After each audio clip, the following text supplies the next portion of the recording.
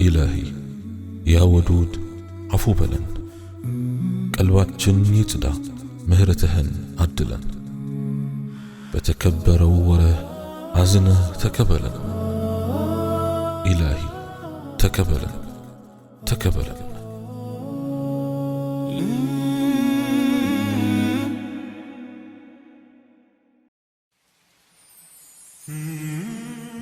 بسم الله والصلاة والسلام على رسول الله وعلى آله وصحبه ومن والاه.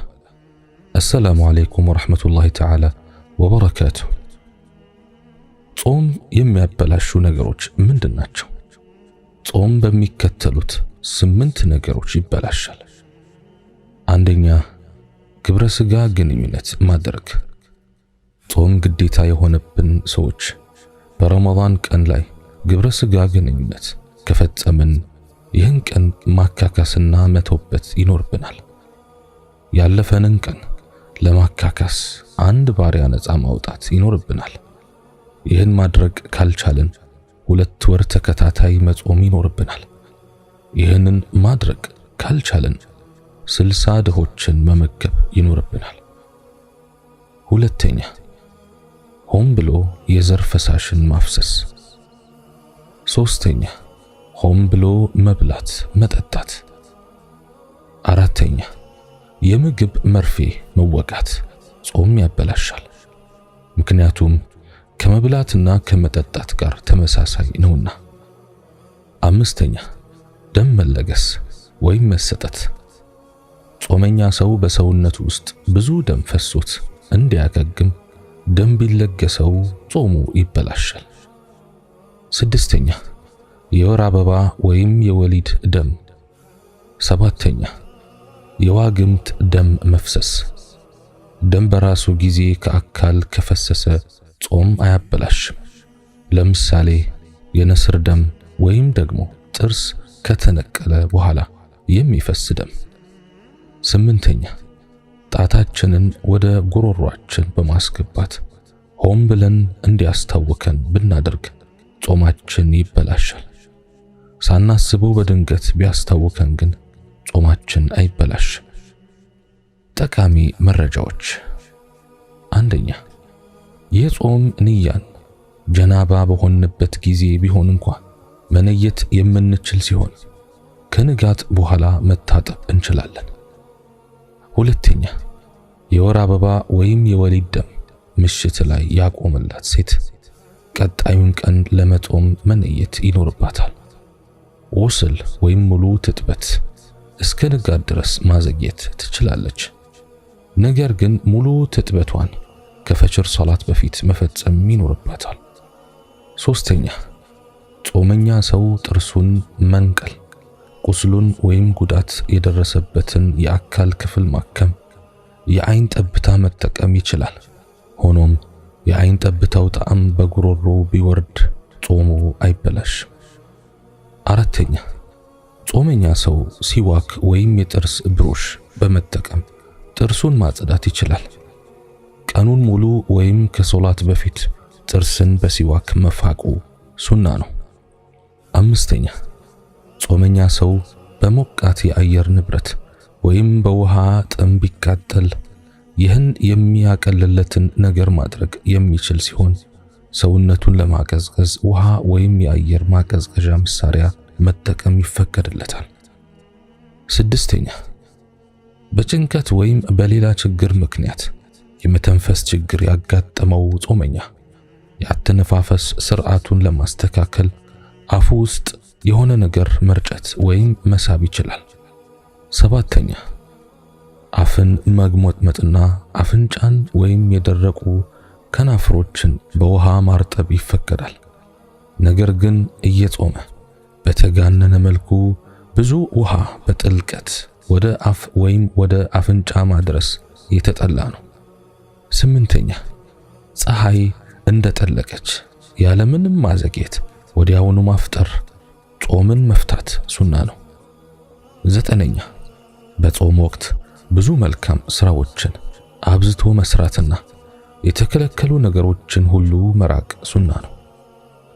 አስረኛ፣ ጾመኛ ሰው ዋጅብ ወይም ግዴታ የሆኑ ስራዎችን ሁሉ መስራትና ከተከለከሉ ነገሮች ሁሉ መራቅ ይኖርበታል። ለምሳሌ የቀኑን 5 ስግደቶች በጀማዓ መስገድ ይኖርበታል። ከተከለከሉ ነገሮች ደግሞ ለምሳሌ ሐሜት፣ ውሸት መናገር፣ ማታለል፣ አራጣ መብላት ወዘተ መከልከል ይኖርበታል። ለነገሩ እነዚህ ሁሉ ተግባራት በረመዳን ወቅት ብቻም ሳይሆን ከረመዳን ውጭም መተግበር ይኖርባቸዋል። የተፈቀዱ ነገሮች መስራት፣ ግዴታ የሆኑብንን ዒባዳዎች መፈጸም፣ የተከለከልናቸውን ድርጊቶች መራቅ ወዘተ በረመዳን ወቅት ብቻም ሳይሆን ከረመዳን ውጭም ማዘውተር የኢስላም ግዴታችን ነው። እስልምናችን የጣለብንን ግዴታ ነው። اللهم إنك عفو تحب العفو فاعف عنا ስለ ጾም ትሩፋት ከነቢዩ ዓለይሂ ሰላቱ ወሰላም ሐዲሶች የተወሰኑትን እናድምጥ። አቡ ሁረይራ አላህ መልካም ስራቸውን ይውደድላቸውና እንዳወሩት የአላህ መልእክተኛ ሰለዋቱ ረቢ ወሰላሙሁ ዐለይህ እንዲህ ብለዋል።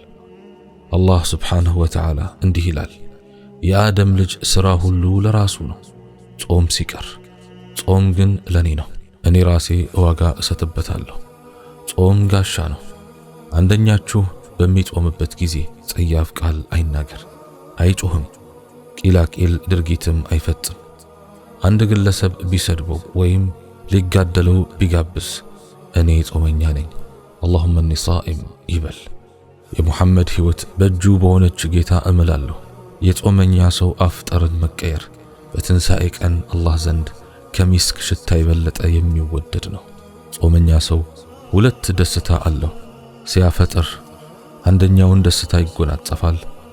ጌታውን ሲገናኝ ደግሞ በጾሙ አማካኝነት በሚያገኘው ምንዳ የሚደሰት ይሆናል። እንዲሁም ቡኻሪና አቡ ዳውድ በዘገቡት ደግሞ ከላይ ከተጠቀሰው ባሻገር የሚከተለው ትሩፋት ተካቷል። ምግቡን፣ መጠጡንና ወሲባዊ ፍላጎቱን ለኔ ሲል ይተዋል። ጾም ለኔ ነው፣ እኔ ራሴ ምንዳ አዘጋጅለታለሁ። አንድ ሐሰናህ ወይም በጎ ድርጊት በ10 እጥፍ የሚመነዘር ነው። ቡኻሪና ዳውድ ዘግበውታል። አብዱላህ ኢብኑ ዐምር ረዲየላሁ ዐንሁ እንዳወሩት ነቢዩ ዓለይሂ ሰላቱ ወሰላም እንዲህ ብለዋል፣ ጾምና ቁርአን ለአንድ የአላህ ባሪያ በትንሣኤ ቀን ሽምግልና ይቆማሉ። ጾም ራሱ እንዲህ ይላል፣ ጌታዬ ምግብና ስሜቱን ቀኑን ሙሉ ከልክየዋለሁ፣ አቅቤዋለሁ። በመሆኑም ለእርሱ ሽማግሌ ሆኜ ቀርቤያለሁ። ቁርአንም እንዲህ ይላል፣ በሌሊት እንቅልፍ አቅቤዋለሁ። ስለሆነም እኔ ለእርሱ አማላጅ ሆኜ መጥቻለሁ። የሁለቱም አማላጅነት ወይም ሽምግልና ተቀባይነት ያገኛል። ያ አላህ የቂያማ ቀን ጾምና ቁርአን ሸፋዓ ሆኖ ከሚመጡላቸው ሰዎች ያድርገን ያ ረብ። በሌላም ሐዲስ አቡ ኡማማ ረዲየላሁ ዐንሁ የአላህ መልእክተኛ ዓለይሂ ሰላቱ ወሰላም ዘንድ በመሄድ እንዲህ አልኳቸው በማለት አስተላልፏል። ጀነት የሚያስገባ ሥራ እንዳከናውን ይዘዙኝ። እርሳቸውም በጾም በርታ፣ ጾም ቢጤናቻ የለውም አሉን። ከዚያም ለሁለተኛ ጊዜ በመሄድ ተመሳሳይ ጥያቄ ያቀረብኩ፣ አሁንም በጾም በርታ አሉን። አሕመድ፣ ኒሳኢና ሐኪም ዘግበውታል። በሌላም ሐዲስ አቢ ሰዒድ አልኹደሪ ረዲየላሁ ዐንሁ እንዳወሩት ነቢዩ ዓለይሂ ሰላቱ ወሰላም እንዲህ ብለዋል፣ አንድ ባሪያ በኢስላማዊ ግዳጅ ወይም ፊ ሰቢልላህ ባለበት ወቅት አንድ ቀን እንኳን ከጾመ አላህ እሳትን የ70 ዓመት ወይም ኸሪፍ ያክል ያርቅለታል። ከአቡ ዳውድ በስተቀር የሐዲስ ዘጋቢዎች በሙሉ ጠቅሰውታል። በሌላም ሐዲስ ሰህል ኢብኑ ሰዒድ ረዲየላሁ ዐንሁ እንዳወሩት ነቢዩ ዓለይሂ ሰላቱ ወሰላም እንዲህ ብለዋል፣ በጀነት ውስጥ ረያን የሚባል በር አለ። በዕለተ ትንሣኤም እንዲህ ይባላል፣ ጾመኞች የታሉ? የመጨረሻው ጿሚ ግለሰብ በዚሁ በር ከገባ በኋላ በሩ ይዘጋል። ቡኻሪና ሙስሊም ዘግበውታል። አላህ ስብሓንሁ ወተዓላ አሳምረው ከሚጾሙ፣ ለአላህ ስብሓንሁ ወተዓላ ብለው ከሚጾሙ፣ በኢኽላስ ከሚጾሙ ሰዎች ያድርገን። ጾማቸውንም ከሚቀበላቸው ሰዎች ያድርገን ያ አላህ። اللهم إنك عفو تحب العفو فاعف عنا اللهم إنك كريم فأكرمنا يا الله. اللهم إنك رحيم فارحمنا. اللهم إنك تواب فتب علينا. اللهم إنك لطيف فالطف بنا. يا حي يا قيوم برحمتك نستغيث. أصلح لنا شأننا كله ولا تكلنا إلى أنفسنا طرفة عين. اللهم إنك عفو تحب العفو فاعف عنا. اللهم إنك عفو تحب العفو فاعف عنا. اللهم إنك عفو تحب العفو فاعف عنا. اللهم اغفر لنا جميع ذنوبنا فإنه لا يغفر الذنوب إلا أنت. اللهم ارحمنا وارحم موتانا وموتى المسلمين. اللهم تقبل صلاتنا وصيامنا وقيامنا برحمتك يا أرحم الراحمين. اللهم تقبلها تامة واغفر ذنوبنا عامة، ولا تجعلنا من أهل النار يوم القيامة، واجعلنا من أهل الجنة يا الله، وادخلنا إياها بالسلامة برحمتك يا أرحم الراحمين. اللهم تب علينا. اللهم تب علينا. اللهم اغفر لنا برحمتك يا أرحم الراحمين. الله ربي لا أشرك به شيئا. اللهم أنت ربي لا إله إلا أنت، خلقتني وأنا عبدك، وأنا على عهدك ووعدك ما استطعت. أعوذ بك من شر ما صنعت. أبوء لك بنعمتك علي وأبوء لك بذنبي فاغفر لي فإنه لا يغفر الذنوب إلا أنت. ለአላህ ስብሓንሁ ወተዓላ ብለው ከሚጾሙ በኢኽላስ ከሚጾሙ ሰዎች አድርገን፣ ጾማቸውንም ከሚቀበላቸው ሰዎች አድርገን ያ አላህ። اللهم إنك عفو تحب العفو فاعف عنا. اللهم إنك كريم فأكرمنا يا الله. اللهم إنك رحيم فارحمنا. اللهم إنك تواب فتب علينا. اللهم إنك لطيف فالطف بنا. يا حي يا قيوم برحمتك نستغيث. أصلح لنا شأننا كله ولا تكلنا إلى أنفسنا طرفة عين. اللهم إنك عفو تحب العفو فاعف عنا. اللهم إنك عفو تحب العفو فاعف عنا.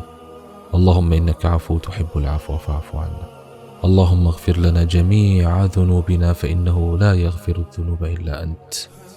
اللهم ارحمنا وارحم موتانا وموتى المسلمين. اللهم تقبل صلاتنا وصيامنا وقيامنا برحمتك يا أرحم الراحمين. اللهم تقبلها تامة واغفر ذنوبنا عامة، ولا تجعلنا من أهل النار يوم القيامة، واجعلنا من أهل الجنة يا الله، وادخلنا إياها بالسلامة برحمتك يا أرحم الراحمين. اللهم تب علينا. اللهم تب علينا. اللهم اغفر لنا برحمتك يا أرحم الراحمين. الله ربي لا أشرك به شيئا. اللهم أنت ربي لا إله إلا أنت، خلقتني وأنا عبدك، وأنا على عهدك ووعدك ما استطعت. أعوذ بك من شر ما صنعت. أبوء لك بنعمتك علي وأبوء لك بذنبي فاغفر لي فإنه لا يغفر الذنوب إلا أنت. اللهم آتنا في الدنيا حسنة وفي الآخرة حسنة وقنا عذاب النار. سبحان ربك رب العزة عما يصفون وسلام على المرسلين والحمد لله رب العالمين. والسلام عليكم ورحمة الله وبركاته.